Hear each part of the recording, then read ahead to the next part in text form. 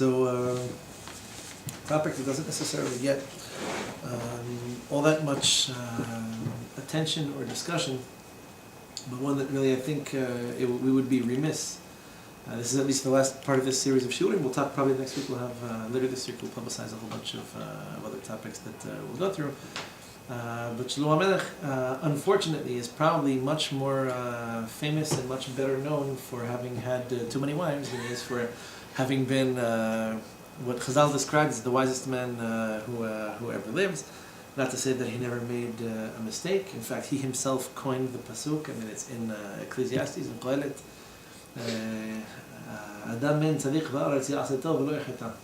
There is no such thing as a man who came onto this earth and who only does good and never sins. So I don't think he's exempting or accepting himself from the rule. Just to be clear, chronologically speaking, because we spoke last week about polygamy and we spoke about Shlomo, and it's really one of the very first things that we're told about him was that he had this attraction to women of all kinds of backgrounds. There's more that we can say on that topic. On one foot, just to give you some food for thought, as someone who's exceptionally wise and exceptionally incisive in his ability to read things and understand them, and to see the meaning in things, the idea that there was a certain degree of diversity, a certain degree of intellectual stimulation, a certain degree of cultural interest that could be expressed in more than one place is not shocking. I'll give you a couple other examples of this. It's a side point, but it's a point that I thought was worth making. One of them is that we're told that Yitro, right, who happens to feature in these parashiyot now, Yitro, Chazal said that there wasn't one form of idolatry in the entire world that he hadn't worshipped. Not one. And it's based on the pasuk. The Midrash says, this is already in the beginning of Parashat Yitro, so this is 3 weeks from now, or 2.5.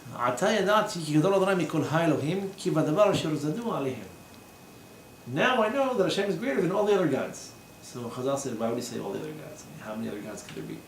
How many other gods did you consider? Were you comparing and contrasting them to? So the Midrash said, no. This is a man who was a connoisseur of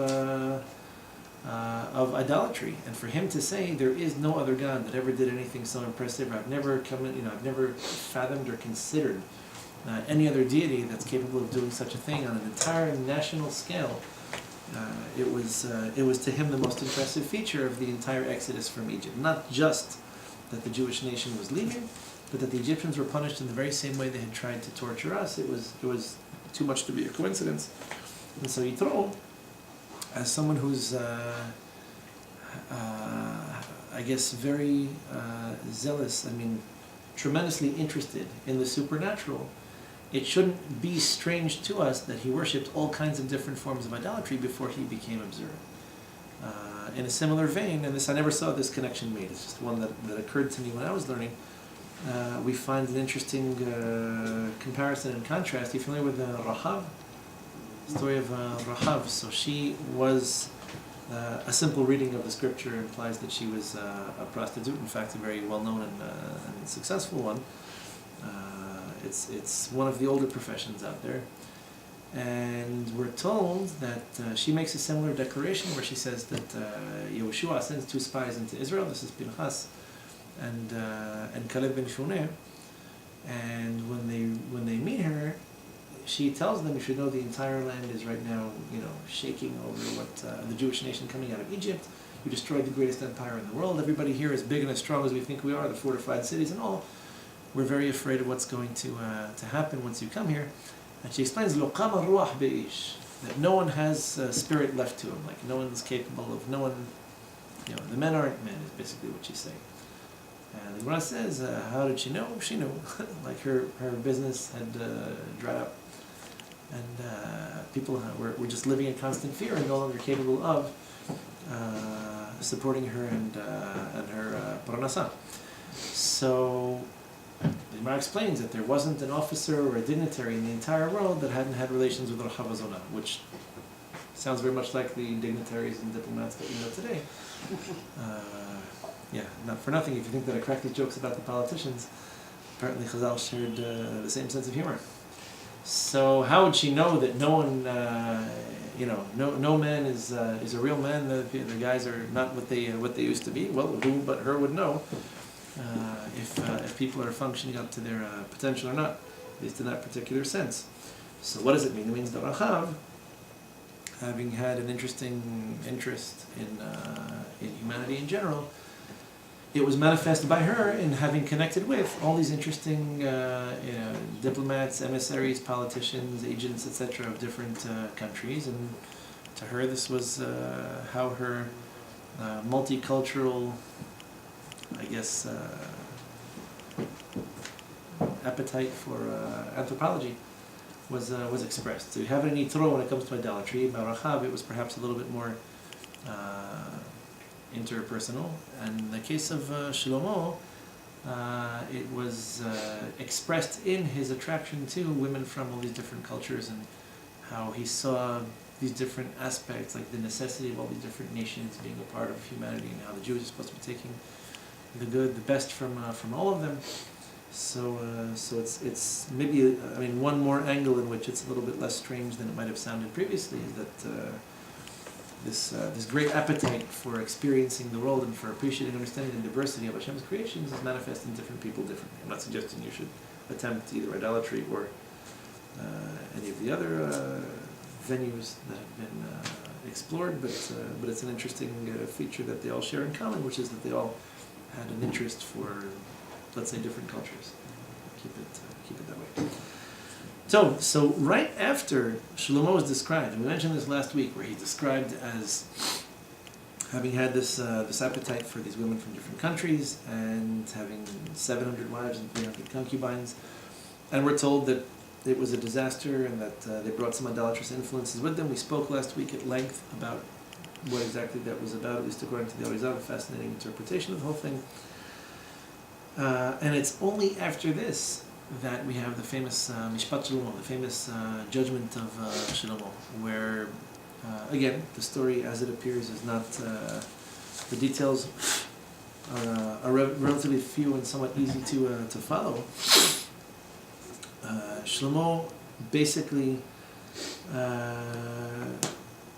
he'd fasted, he had brought a whole list of sacrifices, and he had a dream after making an exceptionally concerted effort over apparently a period of about 40 days. He wanted to make a special request of Hashem, and so Hashem comes to him in a dream, in a prophetic dream, and asks him what it is that he'd like, and he decides that he requests that Hashem should give him not wealth, not money, not power or influence. What he wants is to live, maybe, and he wants an understanding heart to be able to teach Torah, to judge the nation justly. This case is actually a very interesting connection, because it really literally is right after this whole story, effectively, where Hashem grants him his wish. Hashem tells him that because what you requested was understanding, live mevin, literally, an understanding heart, some degree of intuition, only in order to understand my laws better, and to be able to better interact with the nation over which you're ruling. So basically, because you requested the most honorable and the most spiritual of all possible requests, I'm going to grant you not only this understanding heart that you requested, in other words, a degree of Ruach HaKodesh, of divine inspiration, of divine wisdom, something he couldn't have accessed without Hashem actually giving him access to. We'll talk about this at some point too. But also, I'm going to give you, says Hashem, wealth and power and influence, etc., even those things that you didn't request. In other words, you requested the most important of all attributes, of all characteristics, and as a result of your request being, for God's sake, Hashem Shemayim, and on the money, I'm going to grant you everything else. Very bizarre this should appear, right after we're told that he had all these foreign wives and that his heart was somewhat influenced, but clearly it indicates that it's not the same way that we thought. As I mentioned last week, Chazal said it's bad enough that it's written about him, not that he actually, God forbid, had any interest in idolatry. But this story is the first test of his wisdom. So, although he had too many wives, and Hashem already appeared to him and punished him for it, he's told that it's not going to, in his time, the empire won't disintegrate, but eventually it will because of what he did. And then all of a sudden Hashem goes to granting him wishes, and he makes his request. So the first case that comes up is this case that you may not have heard about. These two women, they're both described as zonot. It's not that one of them is exceptionally righteous and the other happens not to be.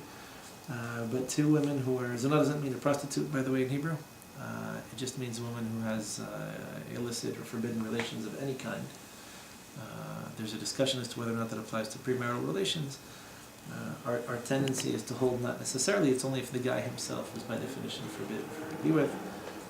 If the guy was not Jewish, if she was married, incest, all sorts of bizarre relationships, but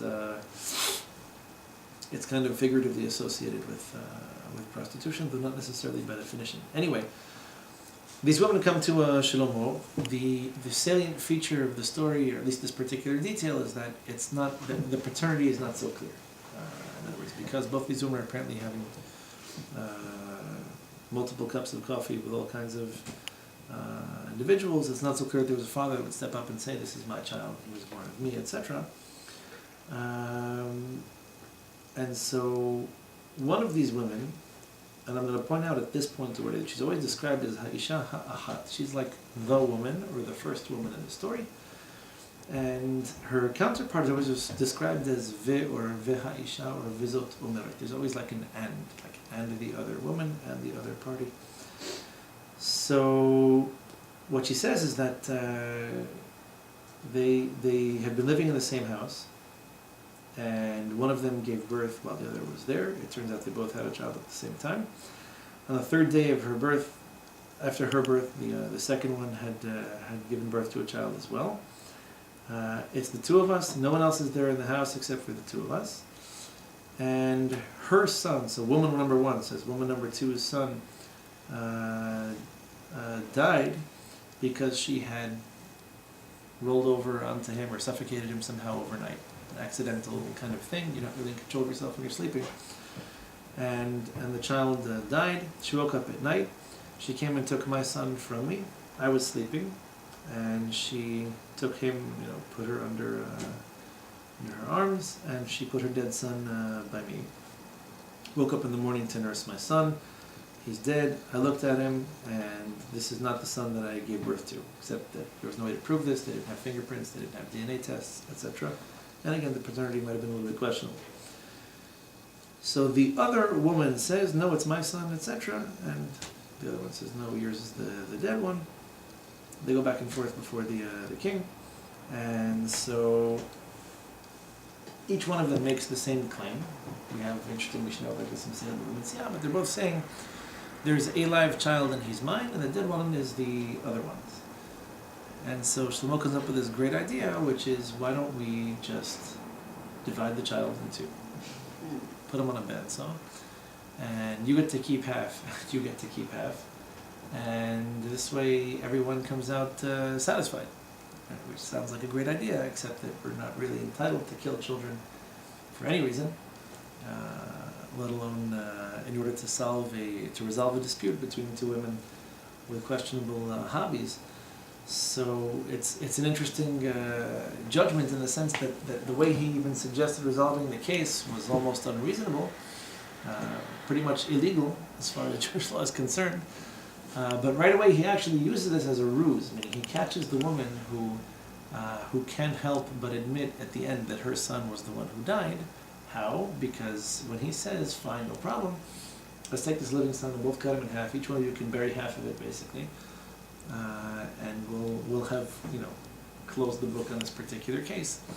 The woman whose son it really was said she couldn't agree to this. And the other woman says, oh, if that's the case, then clearly you don't care about him as much as I like. I want anything. I want even a half of him would be great.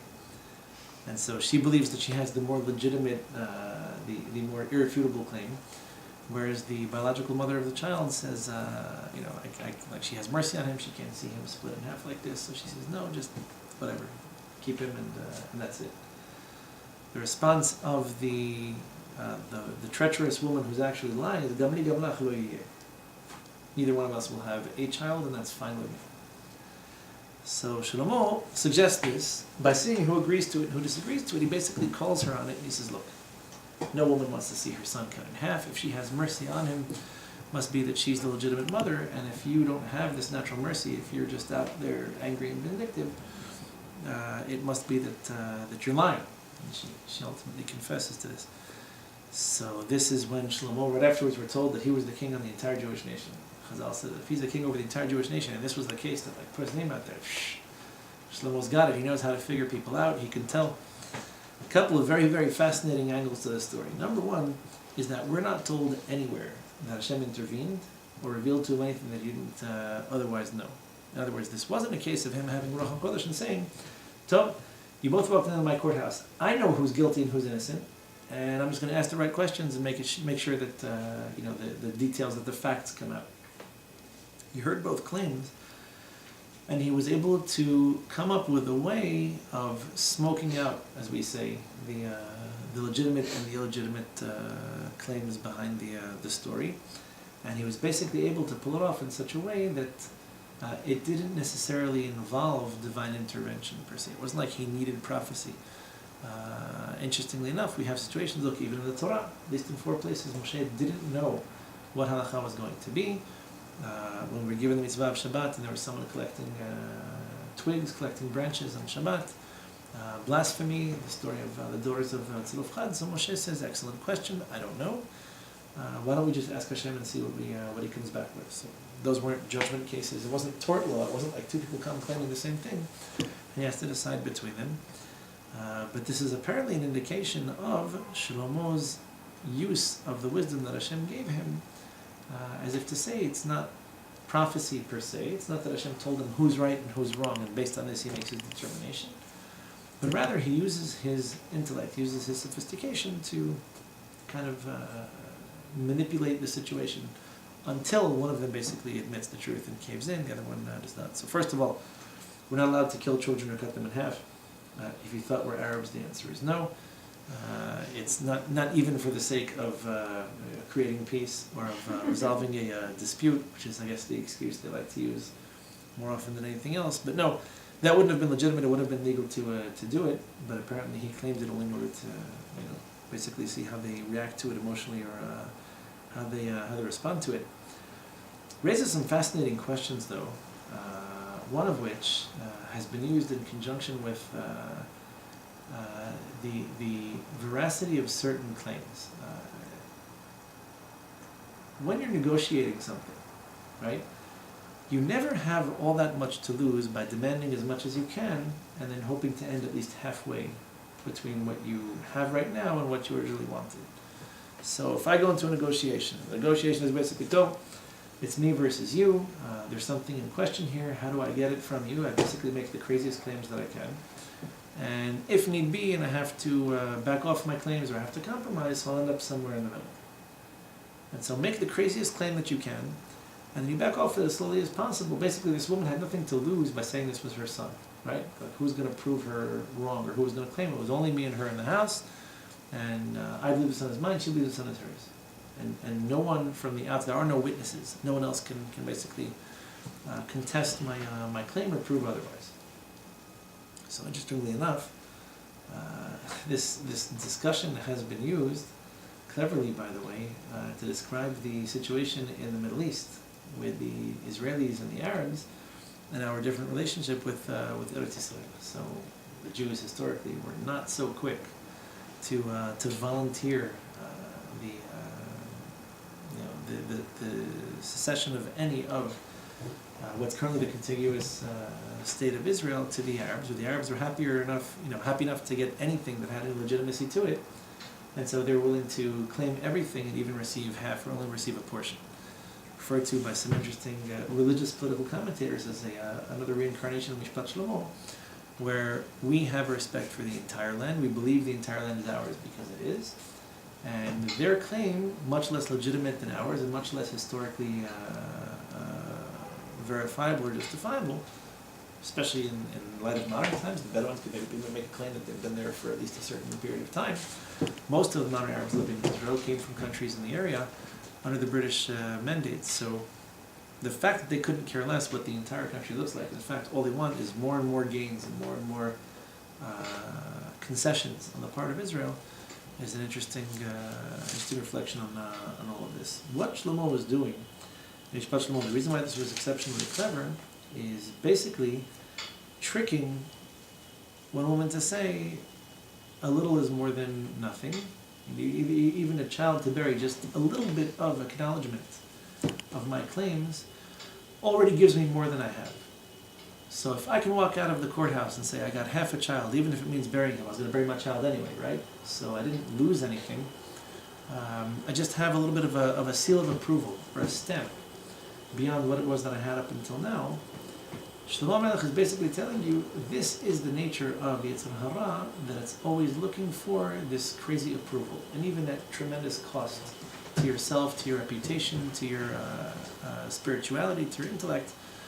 There's something very unique about Yetzer Hara, that it's not happy being miserable and lonely.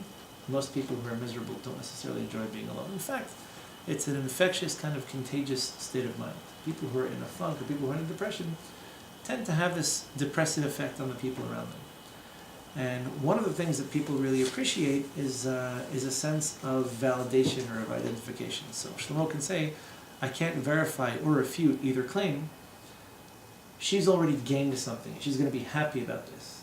So for her, even half of another dead child is a little bit more than the whole dead child she had before, which basically leaves her with her own misery and alone. Now she can say, okay, I went to court, and I got the approval of the judge, that there's no other way out of this conundrum. It also proves something very fascinating in the sense that she couldn't care less about how the other woman was going to come out of this whole story. It's also very telling. So the same Shlomo HaMelekh who compiled the entire Sefer Mishlei, Chazal said that there are at least another 100 books like this, probably another 1,000 proverbs that were buried and never even canonized into the TaNa, not because we had nothing to learn from them, because they were just too deep, or they were too much for us to handle. But of the 31 chapters in the book of Proverbs in Sefer Mishlei, they all happen to contain these real humdingers of Pesukim. They just nail the human spirit and the human condition. A lot of them have to do with situations and circumstances of borrowing and lending, or of parents and children, or of friends, of loyalty, trust issues, expectations and desires, and what have you. So one of these concepts that's just true of just about any situation in which a person feels sad, upset, disappointed, dejected, neglected, ignored, etc. As Dr. David Pelkovitz, also happens to be a Rav, likes to put it, I mentioned this once before, hurt people hurt people. That's the way he puts it. People who are when I talk about Yetzer Hara being contagious or infectious, people who are in a sorry state of affairs, people who are upset or angry or anxious or nervous or depressed, whatever it is, it's not just a coincidence that they say misery loves company in English. It's that Yetzer Hara loves nothing more than to depress you and to bring you down. The only thing it loves more than this is you spreading the wealth and trying to depress and bring down somebody else. You're basically doing sales marketing for Yetzer Hara. So how eager you are to make someone else suffer, or how ignorant you are of the degree of someone else's suffering as a result of your words or actions, or a combination of the two, is a pretty good indicator of how contaminated you are by Yetzer Hara. In other words, if you were to judge someone's spirituality, or to see how someone measures up spiritually, the degree of concern that you have for someone else's suffering, the degree of sensitivity that you have for someone else's situation, your ability to see outside of your own set of circumstances and appreciate someone else's, different from yours though they may be, is the best spiritual barometer that you're going to find. And so if you found someone who's perfectly okay, not only with having a child killed, but actually indifferent to the plight of the legitimate biological mother of this child, Shlomo HaMelekh can basically see the tum'ah, he can see the impurity behind this woman and her claims. Right? To complicate the story further, it's not like the first woman's a tzaddik, right? It's really easy to say, oh sure, this one likes to give tzedakah, she bakes bread for the needy, and she gives away free medications to people who can't afford them. They both happen to be described as nashim zonot. I mean, it's a little difficult sometimes to make these distinctions when two people are, well, let's say, very similar. In this case, neither one of them was exceptionally trustworthy as far as their spirituality. Colorful backgrounds. Colorful backgrounds. How we describe it in the Shidduch world, they have colorful backgrounds. So his ability to make this distinction was pretty fine in the sense that both of them were way off the beaten spiritual path, and nonetheless he could tell you who's a little bit further and who's a little bit closer. But it's a very, very cutting insight. If you are in a negative state of mind, a negative mood, so to speak, your ability to understand anything outside of yourself is greatly reduced. Greatly reduced. This is true when you're tired, it's true when you're sick, it's true when you're hungry, when you're thirsty, when you're preoccupied by whatever other thoughts might cross your mind. You have a big job interview, you have a big whatever, situation in the family, a distraction. Even people who've just suffered a loss. Generally speaking, you only have so much emotional energy to go around, and once your emotional energy is spent on you, you have very little of it to invest in other people. It's an important thing to know. If you happen to know that you're angry, you happen to be aware enough of yourself to say, I'm not in peak form today, I'm not where I wish I were, this will influence your other interactions with other people, whether or not you're aware of it, whether or not you actually realize it. And on the contrary, if you happen to be in a spiritual state of mind, if you happen to feel inspired or motivated or feeling exceptionally spiritual on a particular day, it will be manifest in your desire to help other people, to consider, to think about other people, their situations, to reach out to people that you know might benefit from such. It's very telling. Shlomo HaMelekh basically reached the level that he reached and impressed the people so much because it was a complicated and kind of bizarre, unique story. But the reality is it has lots of applications beyond this particular case. Someone who really cares, going back to the example of Eretz Yisrael, if you really do care about the country, you appreciate the Kedusha, appreciate the holiness, to you there is no difference between Shechem and Hebron, Yerushalayim, or for that matter Tel Aviv or the Golan or any other place. We have a history in all of it. We have our holy ancestors, the tzaddikim and tzaddikot that preceded us. Prophets walked along these routes. The history of Israel is so compelling. It pains us to see it split. It pains us to see it cut up. It doesn't sound just or fair or right in any way. And so all these years where the Arabs are making a claim on the entire nation, on the entire country, it's not hard to understand why they would do that, because the reality is they have very little history of most of it, much of it being exceptionally recent. And when it comes to our attachment to the land, it comes to our history on it, thousands of years, every culture in the world can attest to the fact. This is where our prophets walked. The books that inspired the rest of the world, the entire TaNa, was all composed within a relatively small radius between Eretz Yisrael, I guess, Egypt, and probably the western half of Iraq, Babylonia. But this is our nation, the history, and the imprint that we left on the entire world. One more point when it comes to Shlomo, this might be something we'll have to pursue in another framework, is that the points at which Hashem intervenes or gets involved or sends him messages directly are pretty few and far between. In other words, it's one thing to say that Hashem was with Shlomo and his kingship endured, his kingdom lasted. It's not so easy to make the distinction between what he was capable of doing, let's say for lack of a better word, on his own, and where it was that Hashem sends him prophetic messages or directs him in ways he otherwise wasn't able to be directed.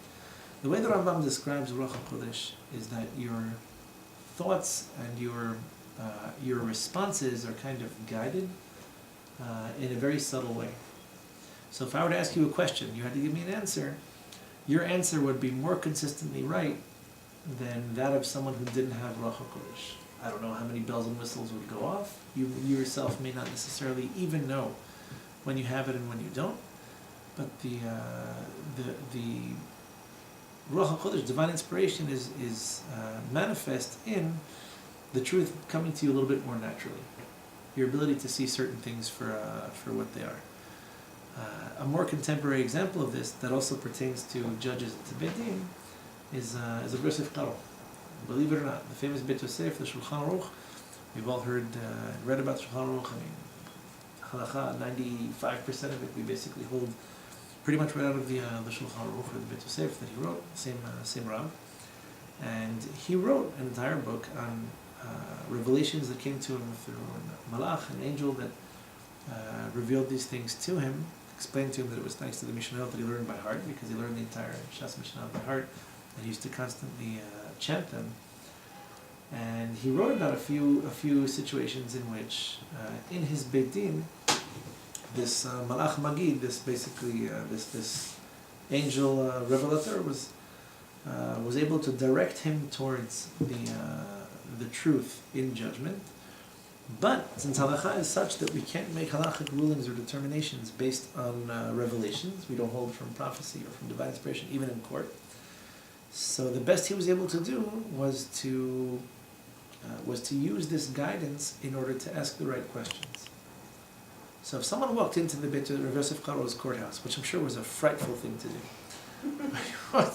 he walked into the courthouse. He basically had a feeling, he had a certain degree of intuition, where he could say, don't know what it is, I've got a feeling about this guy, or I'm not sure this woman is totally with it. So the Malach, the angel, would actually reveal to him, would explain to him what he would need to ask, what series of questions he would have to go through in order to pick apart someone's argument. So it could be that you come in with a name tag, hi, nice to meet you, my name is so-and-so, I'm a Rasha, you just don't know it yet. He's not allowed to make a halachic determination and say, okay, so now you, Shlomo, will take money out of your pocket and give it to him. Why? Because, I got this feeling about you.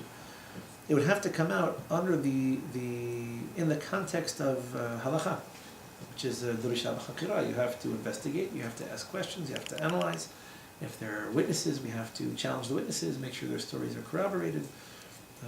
And in his particular case, what he wrote was that the Malach, this angel, would help and direct him towards the questions that he had to ask in order for the truth to be revealed in a halachically valid way.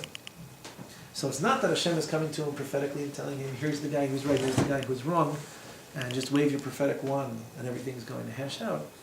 It's that it's his job to find, with perfectly rational questions and answers, and with due diligence done, and respecting protocol and procedure, to pick apart these arguments based on questions and answers, to compare and contrast different portions of your own testimony, of your own claim, to each other. And he writes about this. How frightful is the situation? He writes that at one point, the Malach rebuked him, and he said that he used to be able to kind of speak in the Malach's name. And he lost his ability. He said he started to stutter. He started he wasn't able to put the words together. And this Malach comes to him later in a dream and explains to him, you make it difficult to receive these kinds of revelations. And what does he rebuke him over? He says, sometimes when you're in the Beit Din, it's a little bit warm, and you request a cup of water. He says, you don't have to drink the whole cup of water in one shot. You can drink it in sips. Don't be so quick to quench your thirst. And drink more than necessary. It's like drink just a little bit, just enough to keep yourself hydrated, and then I'm able to reveal myself to you in a more direct way. And I can kind of send you these messages. When you drink, water we're talking about. It's not beer, it's not cream, it's not milk.